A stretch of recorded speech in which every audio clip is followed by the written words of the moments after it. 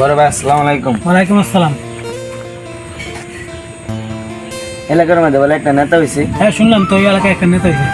ওর কাছে তো আমি 1000 টাকা মানাচ্ছিলাম। হুম।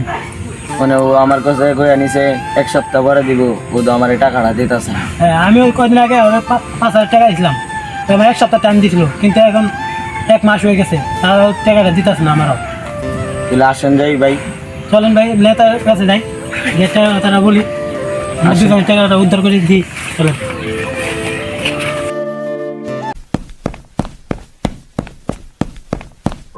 নেতা, আপনি যে রহিমের কাছ থেকে 20,000 টাকা ধার নিয়েছিলেন, রহিমের ছেলে এবং তার ছেলেপেলারা আমাকে মেরে ওই 20,000 টাকা চিন্তা করে নিয়ে গেছে। কিভাবে? আমাকে মেরে, আমাকে একলা পেয়ে মেরে ওরা আমার কাছ থেকে 20,000 টাকা চিন্তা করে নিয়ে গেছে। কে কে মেরেছে? ওর রহিমের পোলা এবং তার ছেলেপেলারা।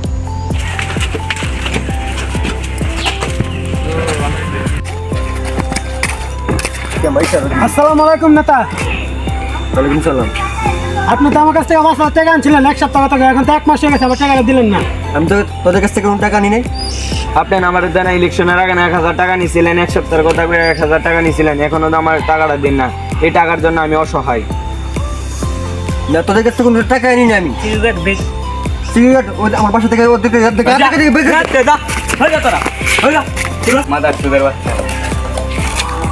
নেতা, আপনি কি ওদের কাছ থেকে ঠিকই টাকা ধার নিয়েছিলেন? নিয়েছিলাম, ইলেকশনের সময় নিয়েছিলাম টাকা, কিন্তু ওদেরকে যেমন আমার তোদের বাচ্চারা ছেলেকে পাঠাইয়া আমার লোকের মায়ের 1 মাস টাকাগুলো নিয়ে গেছে ভাই। আমি এখনই চাই জীবিত হোক মৃত আমার সামনে হাজির করতে হবে।